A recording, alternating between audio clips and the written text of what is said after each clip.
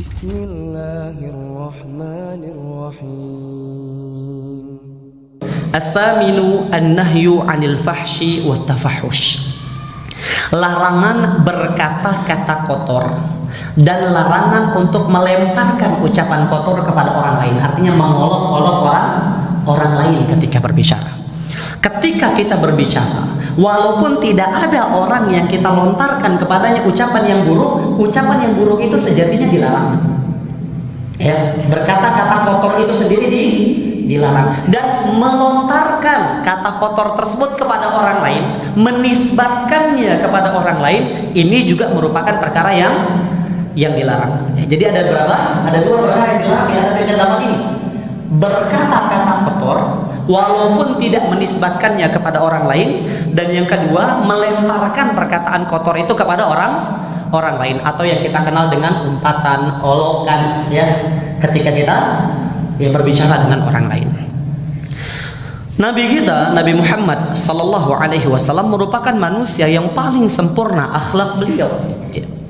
Dan beliau merupakan manusia yang paling jauh daripada ucapan-ucapan yang hina dan kotor. Beliau sallallahu alaihi wasallam memotivasi kita, memerintahkan kita untuk benar-benar menjaga lisan kita. Dan beliau mencontohkan akhlak tersebut dari diri beliau sendiri sallallahu alaihi wasallam. Baik. Kemudian di dalam hadisnya Ibnu Mas'ud radhiyallahu taala an, Nabi sallallahu alaihi wasallam bersabda, "Laisal mu'minu bit-ta'an walal la'an walal fahishul badhi." Seorang mukmin bukanlah orang yang banyak berbicara akan kehormatan orang lain. Ya, tidak banyak mengusik dan menodai kehormatan orang lain dengan mengucapkan ucapan kotor, dengan mengumpat. Itu bukan seperti itu karakter seorang muslim. Walal la'an, dan tidak banyak melaknat. Walal fahishul badhi, dan tidak banyak berkata-kata keji, berkata-kata kotor. Nabi sallallahu alaihi wasallam menafikan di sini bahwasannya seorang mukmin yang keimanannya sempurna tidak mungkin akan tercermin ketiga perkara ini di dalam ucapan mereka.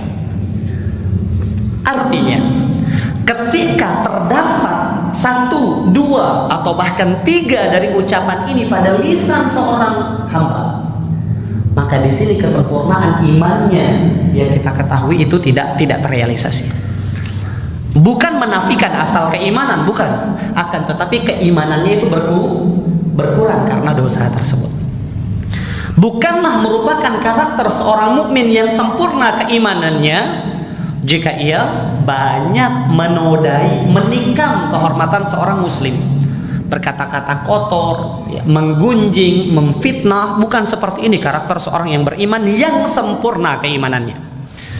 Tidak banyak melaknat dan tidak berkata-kata kotor dan keji. Hati-hati jamaah sekalian. Terkadang kita mampu menjaga tangan kita dari segala bentuk perbuatan yang dengannya kita merenggut atau mengambil hak saudara kita. Namun banyak di antara kita yang tidak mampu menjaga lisan kita. Padahal Nabi SAW menyifati kesejatian Islamnya seorang hamba dengan apa? Al-muslimu man salimal muslimuna min lisanihi wa yadihi. Seorang muslim yang sejati ialah dia yang muslim-muslim yang lain selamat dari lisan dan tangannya. Nabi SAW mendahulukan gangguan lisan daripada gangguan tangan. Baik.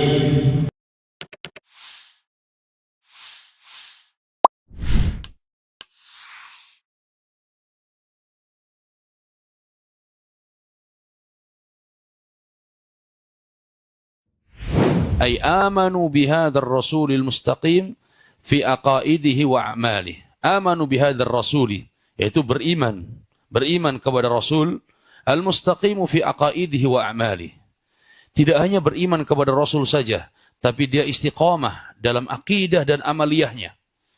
Beriman kepada Nabi, istiqamah akidahnya mengikuti akidah Nabi, istiqamah amaliyahnya mengikuti amaliyah Nabi sallallahu alaihi wasallam.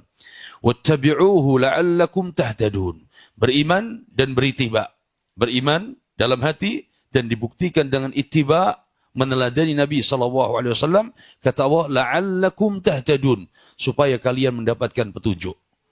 Kalau kita ingin mendapatkan petunjuk, ay fi masalihikum ad-diniyah wa dunyawiyah, untuk kebaikan urusan dunia dan urusan agama kita, maka kita wajib meneladani Nabi SAW, sehingga kita diberikan petunjuk oleh Allah dalam perkara maslahat dunia dan maslahat agama.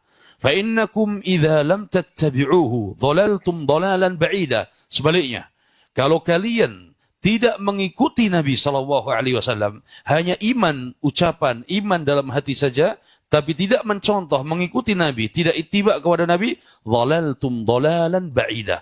Kalian pasti akan tersesat dengan kesesatan yang sangat jauh. Dengan kesesatan yang sangat jauh. Dan ini bisa dilihat. Orang yang mengaku beriman kepada Nabi, tapi tidak dibuktikan keimanannya tersebut dengan ittiba kepada Nabi, pasti dia akan melenceng jauh dari ajaran Nabi SAW. Ya, tapi kalau beriman kepada Nabi dan ittiba kepada Nabi, la'allakum tahtadun, pasti Allah akan berikan petunjuk urusan dunianya dan urusan agamanya. Berdoa kepada selain Allah, dia berdoa kepada Allah. Sholat 5 waktu setiap hari, berdoa kepada Allah. Tapi sering juga dia datang ke kubur-kubur wali, ke kubur-kubur Habib, kubur Kiai, jangan datang ke sana, minta di sana. Ini namanya menyekutukan Allah, berbuat syirik kepada Allah. Meskipun dia berdoa kepada Allah juga, tapi dia berdoa kepada yang lain. Nih, kalau dia melakukan yang demikian, maka dihapuskan seluruh amalnya. Antum lihat ayatnya, antum lihat dalilnya. Surah Az-Zumar, surah 39 ayat 65. Allah berfirman kepada Nabi Muhammad SAW, la in asyrakta la yahbatanna amaluka wa la takunanna minal khasirin. Seandainya engkau berbuat syirik Muhammad, Allah akan hapuskan seluruh amalmu dan engkau termasuk orang-orang yang merugi. Jadi orang berbuat syirik, seluruh amalnya akan dihapuskan oleh Allah. Seluruh amalnya dihapuskan oleh Allah Taala. Jadi kalau umpamanya sekarang dia sholat, puasa, zakat, haji, umroh, sedekah, tapi dia sering juga datang ke kubur-kubur minta sesuatu kepada mereka, minta hajat kepada mereka, atau minta tolong kepada jin, ini berbuat syirik kepada Allah, maka seluruh amalnya akan hapus. Seluruh amalnya akan hapus dengan dasar ayat ini. La in asyrakta la yahbatanna amaluka wa la takunanna minal khasirin. Seandainya engkau berbuat syirik, akan hapus seluruh amalmu, maka engkau termasuk orang yang merugi. Kemudian juga orang yang berbuat syirik diharamkan baginya sorga, seperti yang Allah sebutkan dalam surah Al-Maidah.